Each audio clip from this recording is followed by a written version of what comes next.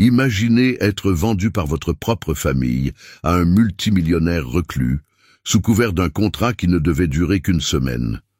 Isabella, une jeune femme pleine de personnalité, est entraînée dans un monde de luxe et de secrets. Mais ce qui semble n'être qu'un accord froid et calculé révèle bientôt des couches plus profondes.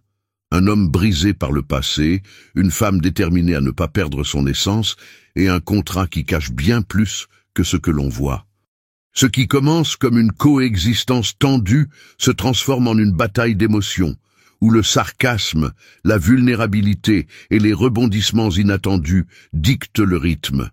Isabella pourra-t-elle découvrir la véritable raison de cet accord? Et surtout, saura-t-elle sortir de cette semaine avec sa liberté et son cœur intacts? Restez à l'écoute, car rien n'est comme il semble. Vous plaisantez, s'exclama Isabella en se levant brusquement de sa chaise dans le petit salon. Ses parents détournèrent le regard, visiblement mal à l'aise. La table devant était pleine de papiers, mais aucun d'entre eux ne semblait contenir une explication qu'Isabella trouvait acceptable. « Ma fille, écoute, nous n'avions pas le choix, » commença ton père, la voix tremblante. « Ah, bien sûr, pas d'autre choix que de me vendre à un parfait inconnu, » a lancé Isabella en croisant les bras. « Ce n'est pas une vente, » intervint sa mère avec hésitation. « C'est un accord. Il a besoin d'une femme pendant une semaine, et nous, nous avons besoin d'une aide financière. » Isabella renifla d'incrédulité. « Et qu'est-ce que ça fait de moi? Un élément de négociation? Avez-vous au moins entendu à quoi cela ressemble ?» La pièce resta silencieuse pendant un moment avant que son père ne balbutie. « Il a promis de rembourser toutes nos dettes et même de nous aider avec d'autres problèmes. C'est une opportunité pour tout le monde. » Isabella se rassit, abasourdie. Son cœur battait à tout rompre, indignation et confusion se mêlant. « Qui est cet homme ?» a-t-il finalement demandé d'une voix plus contrôlée. « Henrique Villard », répondit sa mère. « C'est un multimillionnaire qui préfère régler les choses en privé. »« Qu'est-ce qu'il y gagne ?» a demandé Isabella. « Et pourquoi moi ?» Il a expliqué qu'il devait entretenir une image pour un contrat important, a déclaré son père. Tu es jeune, instruit et clairement sans estime de moi depuis que ma famille a décidé de m'échanger, compléta Isabella sarcastique. Quelques heures plus tard, Isabella se trouvait à la porte d'un imposant manoir. Elle appuya sur la sonnette, hésitante alors qu'elle regardait le terrain immaculé. La porte s'ouvrit, révélant Henrique. Il était grand, avec une expression sérieuse et une posture rigide, comme quelqu'un qui n'avait jamais entendu une blague de sa vie. « Tu dois être Isabella, » dit-il en tendant la main, « et vous devez être l'homme qui pense que les gens peuvent être loués comme meubles, » répondit-elle, refusant le compliment. Henrique haussa un sourcil, mais ne montra aucune irritation. « J'espère que cette attitude est en dehors du contrat. »« Ah, tu aurais dû mettre une clause pour ça, » répondit Isabella en croisant les bras. Henrique la conduisit dans la maison, lui expliquant les termes de l'accord, tandis qu'elle le suivait d'un pas hésitant. « Nous serons en couple pendant une semaine. Dîner, apparition publique, rien de plus. Passé le délai, chacun suit son chemin. » Isabelle l'interrompit. « Tu sais que c'est fou, n'est-ce pas ?»« La folie est relative, » répondit-il nonchalamment. « Je préfère y penser comme efficace. » Le manoir était magnifique, avec des lustres qui ressemblaient à un palais et des meubles qui valaient plus que toute la maison familiale. Mais Isabella ne pouvait ignorer le poids de ce qui se passait. Tandis qu'Henrique parlait de son emploi du temps, elle remarqua quelque chose. Il avait non seulement froid, mais il était complètement déconnecté. Il ressemblait à un homme qui évitait tout contact humain au-delà de ce qui était nécessaire. « Donc, en gros, je suis un accessoire de votre semaine de travail ?» demanda Isabella, essayant de cacher son indignation. Henrique s'arrêta et la regarda directement. « Je préfère le terme « partenaire temporaire ». C'est plus élégant. »« Élégant !» répéta Isabella en riant sans humour. « Eh bien, que le spectacle commence. » Henrique s'arrêta un instant et regarda sa montre. « Le dîner sera servi à 8 heures. » Habillez-vous convenablement. Il y a une robe dans la chambre préparée pour vous. Ah, bien sûr, parce que la seule chose qui manquait était que tu contrôles aussi mon choix de vêtements, dit Isabella en roulant des yeux. J'appelle ça de la commodité, répondit Henrik en s'éloignant sans se retourner. Isabella monta dans la chambre désignée et trouva la robe sur le lit, à côté d'un message court et direct. Pas de retard. C'est un rêve d'arrogance, marmonna-t-elle en claquant la porte. Mais alors qu'il se préparait, il s'est rendu compte que cette semaine serait plus difficile que tout ce qu'il avait jamais affronté. Seul le bruit des couverts contre les assiettes rompit le silence gênant du dîner. Isabella, assise à l'autre bout de la longue table d'Henrik, l'observait avec une curiosité déguisée. Il semblait complètement inconscient de la situation, concentré sur la découpe de son filet comme s'il s'agissait d'une tâche de précision chirurgicale. « Alors, c'est comme ça que ça marche ?» a demandé Isabella en essayant de briser la glace. « Est-ce que nous mangeons en silence et prétendons que nous sommes un couple heureux quand il y a du public ?» Henrik leva les yeux, impassible. « Exactement. Moins il y a de complications, mieux c'est. »« Des complications ?»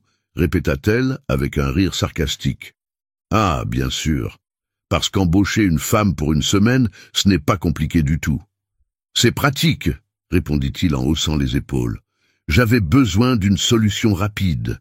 Vous aviez besoin d'argent. C'est simple. »« Simple pour qui ?»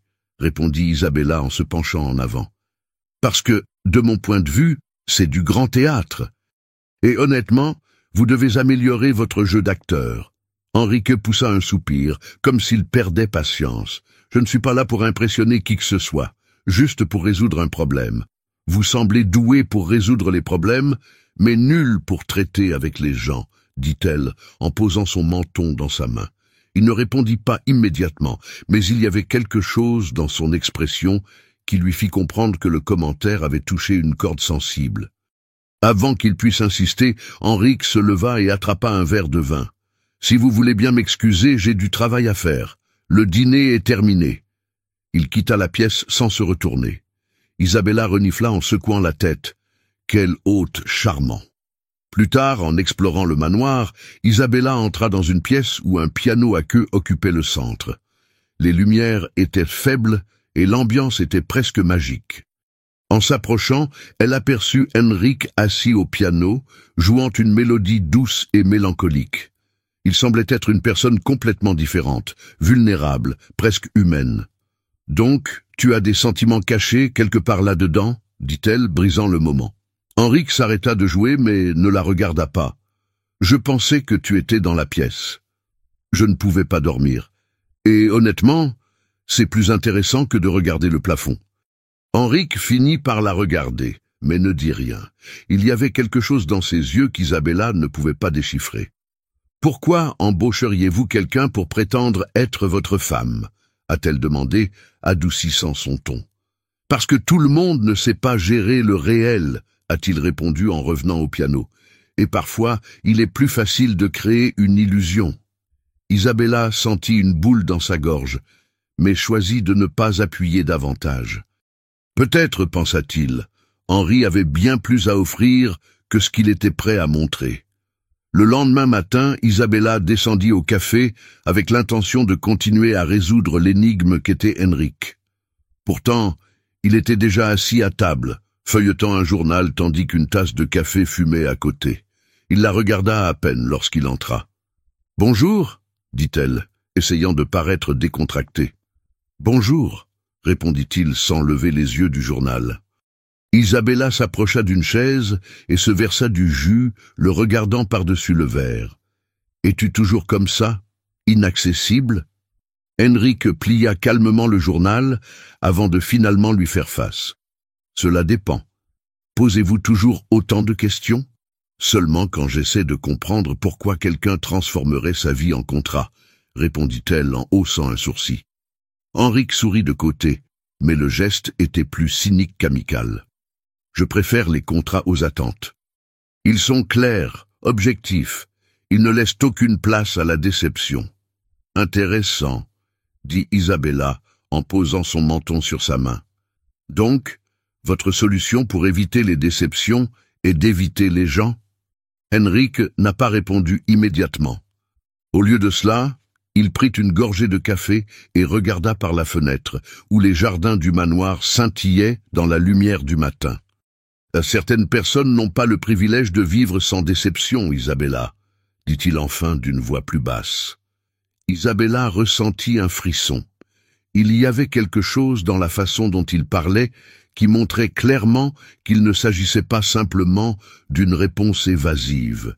Déterminée à en savoir plus, elle a changé son approche. « J'ai vu une photo dans votre bureau hier. Qui était-elle » demanda-t-il sans détour. Henrik s'arrêta un instant, la mâchoire serrée. « Ce ne sont pas vos affaires. »« Peut-être pas, mais tu as engagé une femme, tu te souviens ?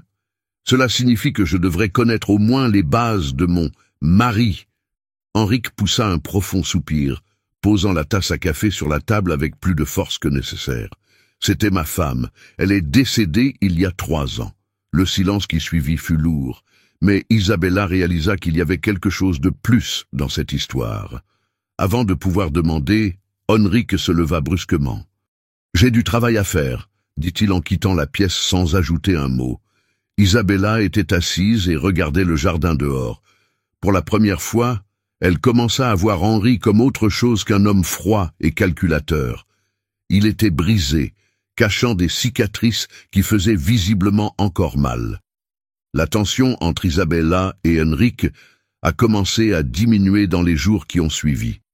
Même s'il restait réservé, Isabella remarqua de petits gestes qui indiquaient un changement. Il a commencé à partager de petits détails sur sa routine, et même ses commentaires ironiques semblaient avoir un ton plus léger. « Vous avez un talent impressionnant pour poser des questions compliquées », a déclaré Henrik un soir, alors qu'ils dînaient tous les deux. Il y avait un sourire discret au coin de ses lèvres. « Et tu as un talent impressionnant pour éviter les réponses directes », répondit Isabella en haussant un sourcil. Henrik rit doucement, un son rare qui surprit Isabella. Touché, équitable. Après le dîner, il l'emmena dans son bureau où se trouvait une impressionnante collection de livres et quelques photos anciennes. « Vous m'avez posé des questions sur la photo de ma femme, » dit-il en prenant le portrait encadré sur une étagère. « Elle s'appelait Clara. Elle était tout pour moi. » Isabella resta silencieuse pendant qu'il remettait la photo à sa place. Il était clair que parler de Clara était difficile pour lui. « Je suis vraiment désolé pour votre perte, » dit-elle sincèrement. « Moi aussi, » répondit Henrik en regardant le sol, « mais cela ne change rien au fait qu'elle est partie et je ne suis plus le même depuis. »« Alors, pourquoi conclure ce contrat ?»